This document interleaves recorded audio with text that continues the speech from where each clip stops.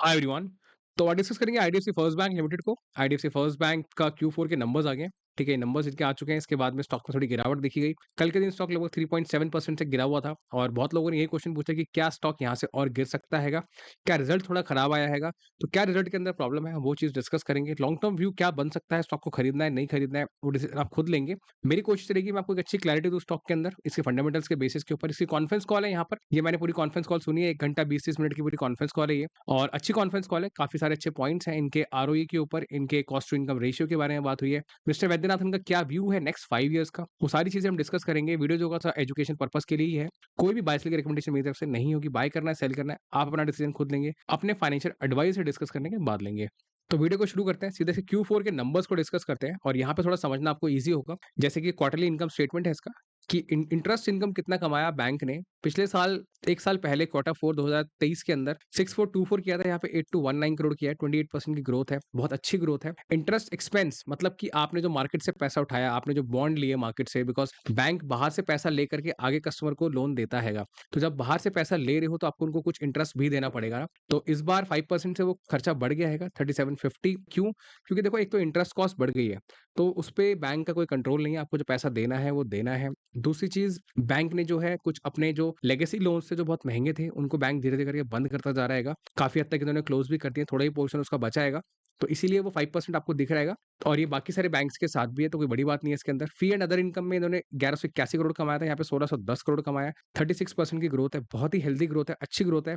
Trade gain, bank जो trading करता हैगा उसमें 216 करोड़ कमाए थे Q4 लास्ट ईयर के अंदर। इस बार 32 माइनस 85%, मतलब ये कमाई जो है इनकी कम हो गई है। क्यों कम हो गई है? देखो, सिंपल सी बात है, ट्रेड या तो इन्होंने नहीं किया होगा या फिर इन्होंने ट्रेडिंग के अंदर लॉस किया होगा। तो और इसीलिए वो ट्रेड का जो एक नेट गेन है वो बहुत कम हमें यहाँ पे नज़र आ रहेगा। और बैंक ने इस बारे में कोई बात नहीं करी है। क्यों? क्योंकि बैंक का काम है बेसिकली इंटरेस्ट इनकम को कमाना, बैंक का काम है चार्जेस कमाना, बैंक का काम है अपने एसेट मैनेजमेंट को करवाना, एयूएम बढ़ाना अपना, ठीक है? तो नेट यहाँ तक अगर आप देखोगे तो आपको लगेगा कि रिजल्ट बहुत शानदार है। यहाँ पे अगर ये चीज़ अगर मैं एक्सक्लूड कर दूँ, मतलब कि operating income excluding trading gain, तो आप देखोगे यहाँ पर 27% से बैंक ने ग्रोथ करी है। ऑपरेटिंग इनकम, ऑपरेटिंग प्रॉफिट भी अगर आप देखोगे ट्रेडिंग गेन को हटा करके 22% से अच्छी ग्रोथ करी है। तो नेट बैंक को अगर आप देखोगे तो बैंक एकदम सही डायरेक्शन में जा रहा है। मेरे अकॉर्डिंगली कोई प्रॉब्लम वाली बात नहीं है। लेकिन अगर आप नेट प्रॉफिट देखोगे तो यहाँ पे 803 करोड़ किया हुआ है, यहाँ पे 724, 10% से कम आया हैगा। और इस 10% की वजह से ही मार्केट ने स्टॉक को गिराया हैगा, क्योंकि मार्केट चाहता है जो जैसा चल रहा है वैसा चले, प्लस आगे इंप्रूवमेंट्स आए, जो कि हर कोई चाहता है। लेकिन ये एक बैंक है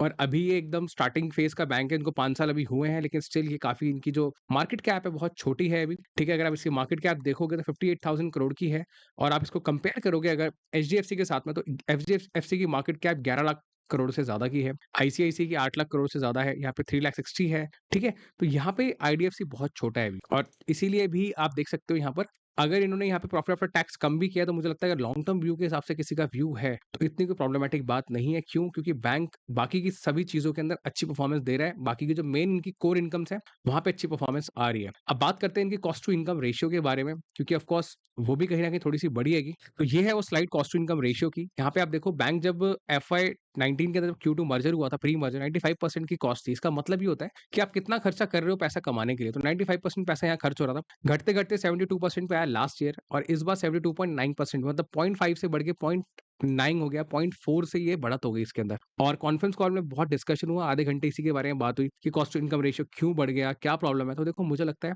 ये एक बहुत ही छोटी सी प्रॉब्लम है, इतनी बड़ी प्रॉब्लम नहीं है। बताता हूँ क्यों नहीं है। क्योंकि ये मेरे अकॉर्डिंगली एक पॉजिटिव एक्सपेंस है। During the last 3 years bank had make significant investments in building liabilities and credit card franchise. तो बैंक क्या बना रहा है? अपनी लायबिलिटी फ्रेंचाइज बना रहा है और क्रेडिट कार्ड फ्रेंचाइज बना रहा है। क्रेडिट कार्ड अभी इनका प्रॉफिटेबल नहीं हुआ है। जैसे ही प्रॉफिटेबल होगा आने वाले समय में आपको वो प्रॉफिट्स डेफिनेटली इनकी बुक्स में नजर आएंगे और उससे जो इनकी यूनिट इकोनॉमिक्स है वो इंप्रूव होगी। कैसे? ये नंबर नीचे घटेगा, कॉस्ट इनकी घटेगी, प्लस नंबर ऑफ ब्रांचेस जो ये ओपन कर रहे हैं, ठीक है, नंबर ऑफ ब्रांचेस इनकी बहुत तेजी से बढ़ जाएंगी।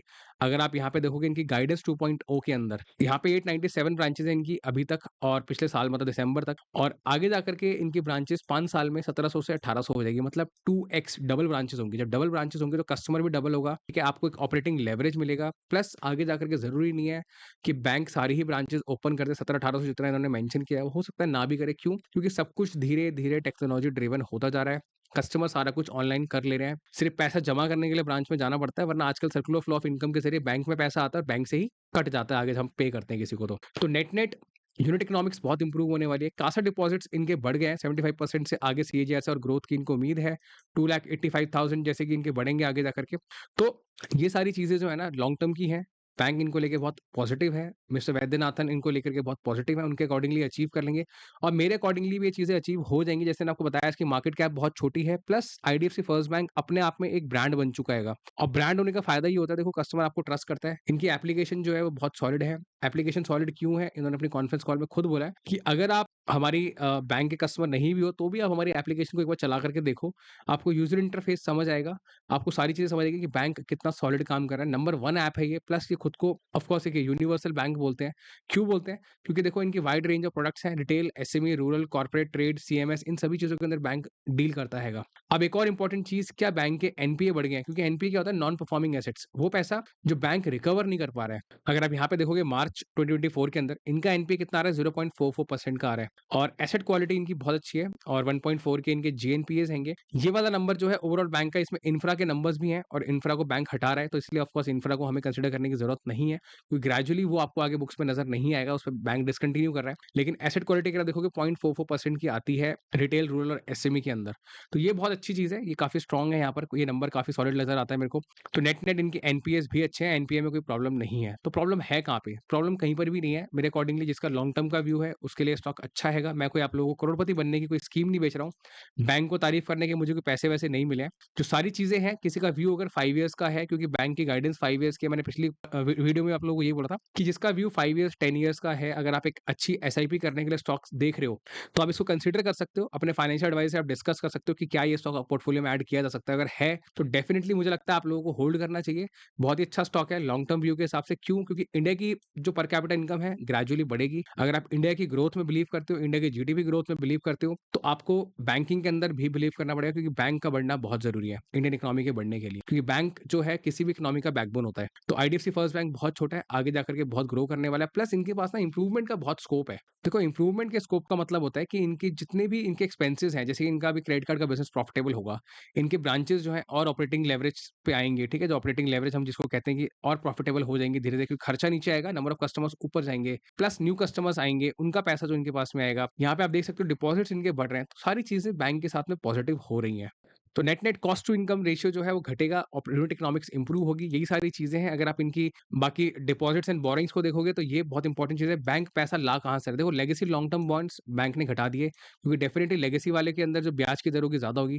जो बाहर से पैसा इन्होंने लिया होगा उसमें खर्चा ज्यादा करना पड़ा होगा, ब्याज देना पड़ा होगा। कम कर दिया। इंफ्रास्ट्रक्चर बॉन्ड्स कम कर दिए। जो रीफाइनेंस है वो कम कर दिया। अदर बोरिंग्स भी कम कर दी। टीयर 2 बॉन्ड्स को बढ़ा दिया क्योंकि उसमें कम ब्याज पे अच्छा पैसा मिल जाता है। कासा बुक्स बढ़ा दी इनकी। टर्म डिपॉजिट्स को बढ़ा दिया। ठीक है, सर्टिफिकेट डिपॉजिट्स घटा दिए। तो बैंक जहां से महंगा पैसा मिल रहा है उसको घटाता जा रहा है। जहां सस्ता पैसा मिल रहा है उसको इंप्रूव कर रहा है, उसको इंक्रीज कर रहा है। Net net long term view के हिसाब से एक अच्छा बैंक है। आप कंसिडर कर सकते हो। मेरी तरफ से कोई एंकरेजमेंट नहीं है इसको खरीदने के लिए स्टॉक को आप लोगों के लिए। बात करें स्टॉक प्राइस की, स्टॉक प्राइस काफी करेक्शन के अंदर हैगा अभी। अगर आप इसके और बाकी के फाइनेंशियल्स देखना चाहते हो तो स्टॉक पी सही है, 19 के आसपास है। आप अगर इसका पी रेशियो देखोगे तो डेफिनेटली अपने मीडियन से थोड़ा नीचे चल रहा है अभी भी, जो कि सही चीज है। आप इसका आरओसी देखोगे 7.7 आई है। आरओई 11.4% का है। बैंक का टारगेट है इसको 18% तक लेकर के जाने के लिए आरओई को आने वाले 5 सालों में। डेट टू इक्विटी 7.8 है। बैंक के पास डेट बहुत ज्यादा है। ऑफकोर्स बैंक इसीलिए अपने खुद के पैसे को भी इंक्रीज कर रहेगा ग्रेजुअली। आरओए 1.23% है। इसको बैंक बढ़ा करके 2% तक लेकर के जाएगा आने वाले 5 सालों के अंदर। मतलब 1.8 to 2% का इनका टारगेट है। तो नेट नेट टारगेट्स इनके अच्छे हैं। इन्वेस्टर पोर्टफोलियो बहुत हेल्दी है। 37% स्टेक जो प्रमोटर के पास है। आप देख सकते हो यहाँ पे 23% एफआईआई की कन्विक्शन है, 6% डीआई की कन्विक्शन है। गवर्नमेंट के पास 3.72% है। तो 28% पब्लिक के पास है। खरीदना है बेचना है आप देख लेना। मेरे अकॉर्डिंगली स्टॉक अच्छा हैगा, अच्छे भाव पे मिल रहा है। आप देख सकते हो यहाँ पे कहीं पर हैगा ये अभी अपने 20 डे मूविंग एवरेज के नीचे है और यहाँ पर भी देख सकते हो आप 200 डे के नीचे है और 100 डे के नीचे भी है प्राइस। अच्छे सपोर्ट के पास है। तो किसी के लॉन्ग टर्म का व्यू है 5-10 साल का तो आप इसे कंसिडर कर सकते हो। नेट नेट रिजल्ट अच्छा है। पैनिक करने वाली कोई बात नहीं। जिसने ऊपर लिया है आप लॉन्ग टर्म के लिए होल्ड कर सकते हो। तो यही है पूरा एनालिसिस। इसके अंदर और कुछ डिस्कस करने वाला है नहीं। इनकी कॉन्फ्रेंस कॉल में इनके आरओई की बात हुई, आरओई के बारे में बात हुई, लॉन्ग टर्म की बात हुई।